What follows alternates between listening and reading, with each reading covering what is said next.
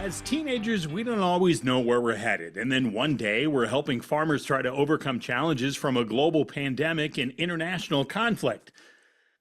It was not my story, but it was the story of this week's guest.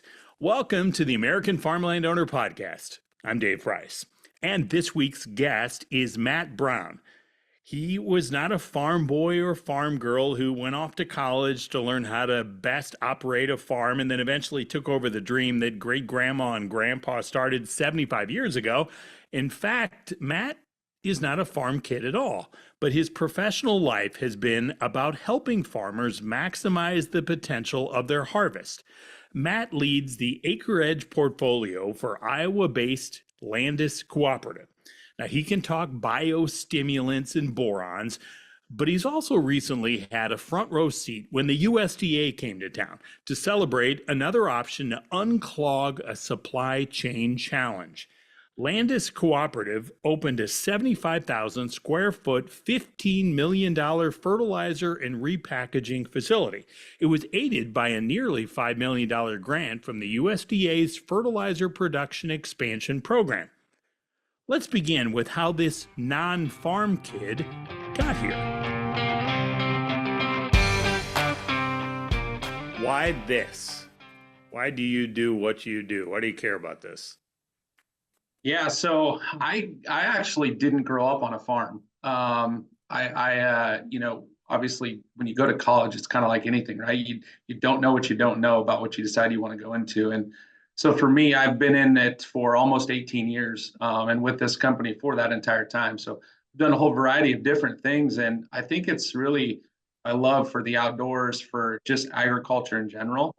That's kind of how I cut my teeth and started, was really around the agronomy space and getting to work with farmers and make recommendations. Now that's evolved in the world of agriculture, has changed a tremendous amount in 18 years. And so as you think about that, like now for me, it's all right, what's that next step in my career? And it's, being able to work more on the business side of it, understanding those products, having the background from the agronomics and how the business works as far as at the ground level. And then how can you help lead that charge of new products and new ideas and new thinkings as we get into this new age of agriculture. And there's so many different things with biostimulants and different things that are just different, that cause you to think differently and act differently. And I think that's what makes me want to stay in this field. Iowa State grad, right? I am. Yeah. Okay, so you go to college, you had no clue what you wanted to do? Not really, right? I don't think that's too crazy for a college kid to not really know what they want to be when they grow up. And I was very fortunate. I got to do a couple internships with Landus, and then hired on full time, and I've been here ever since. So yeah. Okay, so your day to day, tell me if I'm right about this. You're sort of like the icing on the cake guy, right? You take whatever the operations are and you kind of give it that extra oomph. Is that fair? Yeah, so a lot of the things that I lead for the acreage portfolio are things that you don't have to have as a farmer. You don't have to have foliar nutritionals. You don't have to have biostimulants, right? And so, yeah, kind of the icing on the cake, but it's kind of what makes the cake, right? And so, what we're trying to do is really just around that next evolution of yield enhancement, right? And that doesn't mean 10 bushel all the time. That might mean 2 bushel or 5 bushel. But how do you stack multiple things on top of each other, to your cake analogy, to get where you want to be from a yield goal perspective? Because what we know today is it's not just one thing that gets us to 250 bushel corn, right? It's all those little things that you do right throughout the year, and how can you continue to add 2s, 4s, 5 bushels to get where you want to be. So a couple weeks ago, you were part of something that's not every day, right? You don't get somebody from the USDA to just hop on it, to come to town and christen essentially a new facility, right? Like what was that whole experience like, and what's behind all that? Yeah, it was awesome. We had, I think there was about, I don't know, between 75 and 100 people here that day. So it was a really good experience. It's great to be able to showcase the facility and what, there's a lot of a lot of thought and a lot of process that went into this by a whole lot of different people. So USDA as well, having a grant opportunity from them to help us get this thing moving and add what we added. Obviously, they were very instrumental in making that happen. But it was an overall really fun day. We had the big show here. We had, lots of people. We had local people, community people. We had people that don't even farm here. We had some of our local farmers from the Boone area also attend. So it was just really good to see everybody kind of celebrating the addition of this new facility and what will kind of change how we go to market in the future. And for the folks who are outside the central Iowa area, the big show is a popular midday radio show on a long time, very powerful radio operation around here. So this fertilizer operation, in your mind, and I appreciate your bias because I'm sure you're a big fan of this thing, but why does this thing matter? I mean, clearly it was significant enough that the USDA was part of it, right? But in your mind, why is this such a big deal? Well, I think if you look at, from a sustainability standpoint, just from an agronomic standpoint, one of the things that we know that we have to continue to get better at is spreading our nitrogen window out, right? So as you think about a fertilizer, the facility that we built, we have the ability to manufacture slow release nitrogen. Okay, so things that get foliarly put on a corn plant per se to add more nitrogen.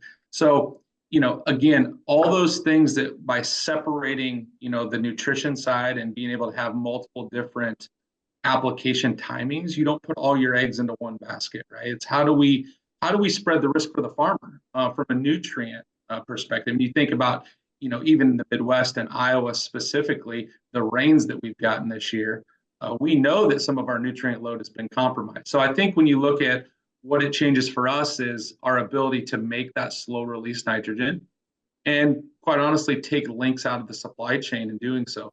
From a size and scale perspective, we don't need all those other people to be making it for us in this sense. We can start to make it. And probably the bigger thing of that is taking and adding products to make something like slow release nitrogen that's good, really great. And I think that's what we can do a little bit differently here is be able to add those things in to deliver a superior product in the industry, whether that's, borons or biostimulants or different things like that. We have the flexibility that maybe like a baseline manufacturer wouldn't do because it's not producing 1 million gallons, so they won't do it. We have an opportunity to be pretty flexible in how we approach it. Talking about the value of that slow release, the precipitation is bonkers, right? I mean, the state of Iowa in many parts was working on its 4th year of drought, and it's like the skies had stored up for 4 years or something, and just bam. So Can you talk a little bit about, I appreciate you're not a scientist, but will you get into maybe the science of the slow release advantage here in light of this crazy change that we've had weather-wise in the state? Yeah, the one thing you can never outdo is outguess the Iowa weather, right? And weather in general, not just Iowa, but everywhere. And I think, as you think about our ability to make a nitrogen recommendation by spreading our risk. So what that might mean is instead of going all fall with all of your nitrogen inputs, right now we think, all right, we should put some on in the fall, we should put some more on in the spring. How can we add a little bit of top dress? So it's a full plan. It's a full 6-month, 8-month plan that starts back in October, November timeframe. And when you do that, you have the ability to adjust to Mother Nature, right? We know that we've had some nutrients that are compromised, and so from a slow release perspective, if we know that we've got a really good corn crop, for example, most of the center part of the state right now looks really, really good in Iowa. How do we take that when we know we've probably lost some nitrogen and ensure that when August hits, when that kernel is filling, that we have all the nitrogen available to it? So my point is we can tailor that recommendation to include those products to deliver the nitrogen when the plant needs it, not putting it in the ground, waiting and hoping that Mother Nature doesn't affect it and that it's there in August. And And that's one thing that slow release nitrogen does. It's never going to be the primary source of nitrogen for a corn crop, but it is a great supplemental nitrogen that's very, very efficient for that plant, putting it on right when the crop needs it at most. You used the word sustainability a couple minutes ago when you're talking about something. Nitrogen is a vital piece of all of this, but as you know, it can also get, if we get a bunch of this washed into the water supply, that can cause some issues here. So how do you look at that, and how is that balanced out? Well, one of the things that's a staple of our acreage portfolio is nitrogen stabilizers. And I think, there's tons of research out there on this, but just making sure that we're doing everything that we can to ensure that the nutrients that are getting put out there have the best chance of staying where we put them. And so every time we do that, to me, it's on us to make sure that we're including nitrogen stabilizers in that mix. And those types of things help with everything you're talking about with runoffs and help lower those. When you have really wet years, you're going to have obviously more nitrates in the water. That's just the way it works. That comes from not just agriculture, right? That comes from runoffs and all facets of the environment that increase those. But it is our responsibility to make sure that we're trying to protect, quite honestly, the investment that the farmer's putting out there as well, and doing the right thing from an environmental sustainability standpoint. You also use the term supply chain, and I would argue that pre-COVID, the bulk of our population, that is not anything they've ever thought about, right? I mean, if you're in the business world, it's impacted you, whatever. But so what has your company learned going through COVID because of the interruptions to supply chain? And then, that was big enough, right? Huge. Yeah. But then Russia decides to attack Ukraine. That also impacts the fertilizer world, right? So how does this all fit into your operations?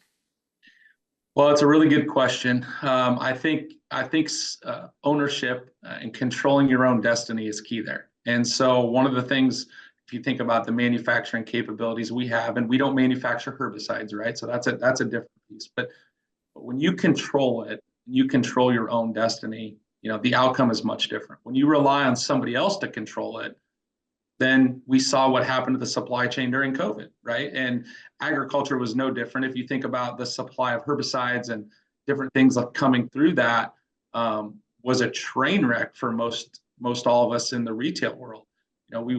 We'd had things on order for 6, 8, 10 months, and then all of a sudden you get a call and you're not getting it anymore, right? So as you think about one of those links of manufacturing, and it does take that out, and we control it ourselves. And the other piece of it is just from a costing standpoint, as our volumes grow and the size of our organization gets bigger, it's easier to justify those things and make sure that we can control, instead of buying that 100,000 gallons from somebody, we may be able to make and produce that 100,000 gallons, and take a step out of that chain.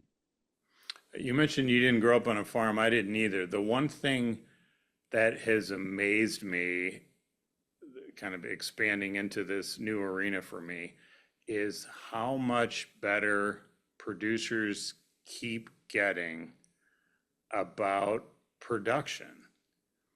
Like we're almost too good sometimes, right? Like in so many sectors, we collectively are just tremendous at just growing stuff, making stuff, distributing stuff.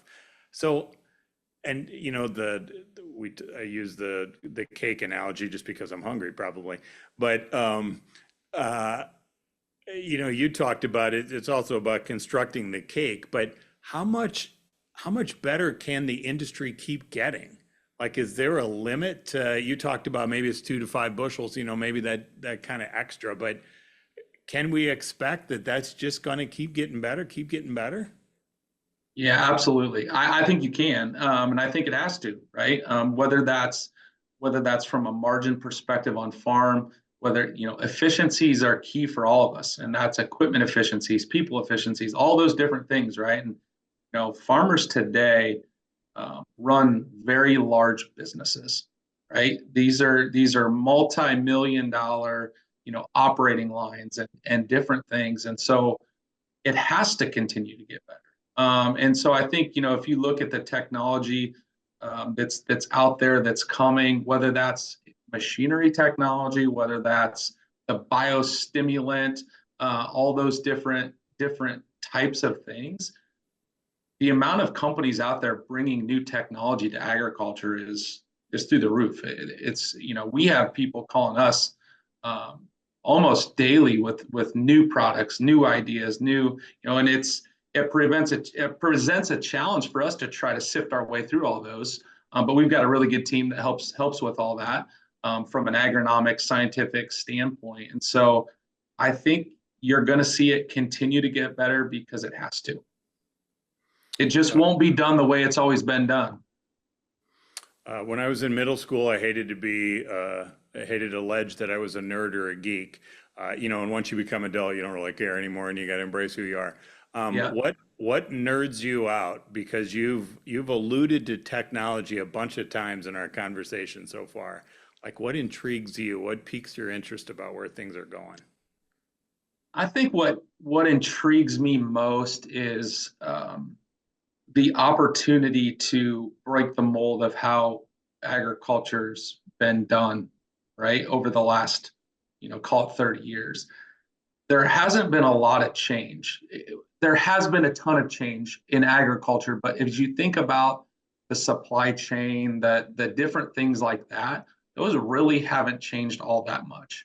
And so as you think about digital and data and sustainability and, you know, whoever can bring all that together, one of the things that intrigues me as well about our own company is the size of grain business that we have, right? So how do we start to utilize grain and agronomy together versus having a grain company and having an agronomy company?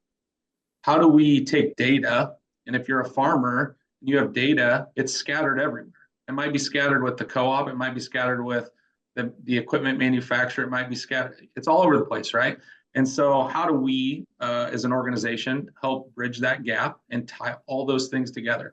And when you do that, I think the output is you make better recommendations, and it makes the farmer more efficient, more profitable, all those things because they're making educated decisions.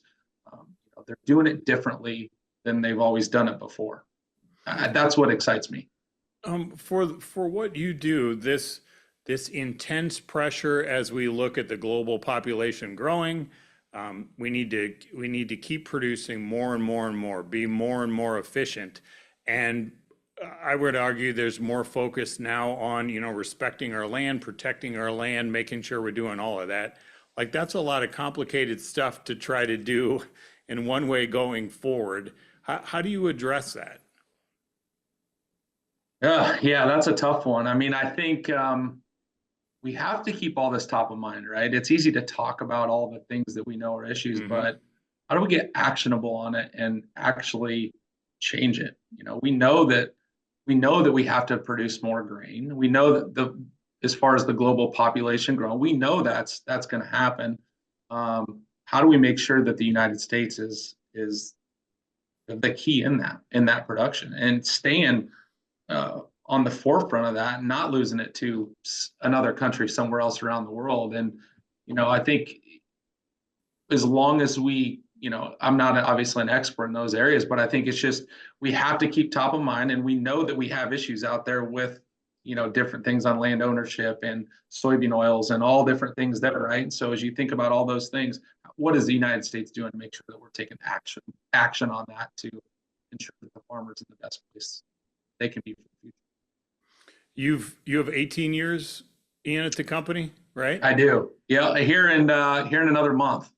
Okay. So that's long enough that you can see how things have changed, right?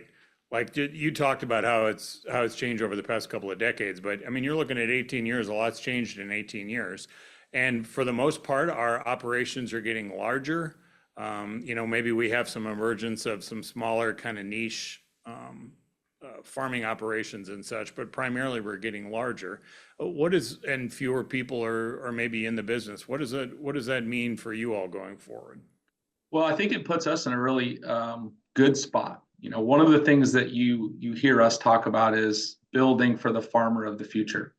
And as those farming operations get larger, it means they're covering more ground and probably more ground across a larger geography, right?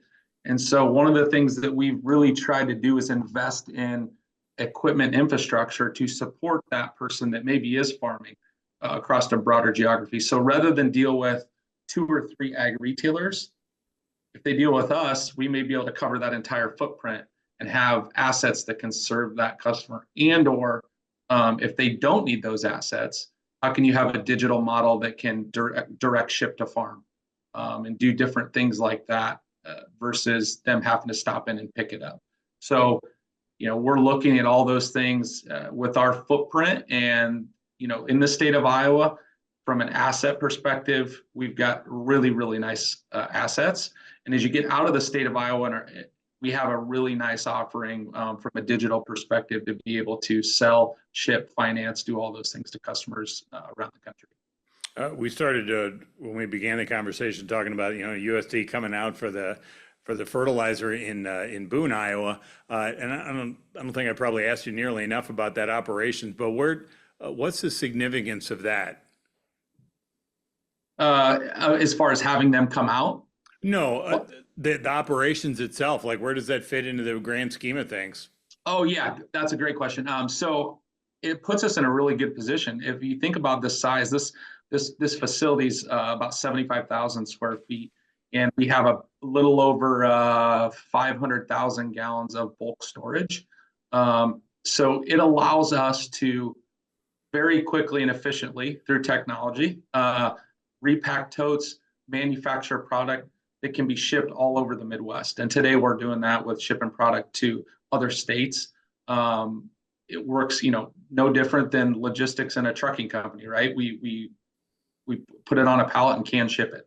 And so we're currently doing that today. So it gives us a much wider reach and being able to serve those customers outside of just our asset footprint. How many people do you need for that operation? I think there's 6 or 8 here every day. That kind of help do it ebbs and flows with peak season because this facility, while it serves what I talked about in the Midwest, also serves the local customer base here from just a herbicide perspective, chemical perspective, outload perspective. So there's just lots of different things going on here in any given day, and we don't manufacture every day. When that's going, that really takes a couple guys, and you got a couple different people running, loading chemical out, and a couple serving the farmer retail market that's local here. And so, yeah, there's quite a few guys devoted to it every day. Well, we appreciate the time, and thanks for the insight about everything in your world. Yeah, I appreciate the time on here, Dave. That's Matt Brown from Landus Cooperative. For more on the concept of slow-release nitrogen and the history of Landus Cooperative, you can head to AmericanFarmlandowner.com. Sign up for our free weekly email newsletter where landowners get their news about challenges, solutions, and other critical information for farmland owners, operators, and investors. That's AmericanFarmlandowner.com. Thanks for joining us for the AFO podcast, and thanks for caring about the future of our farmland.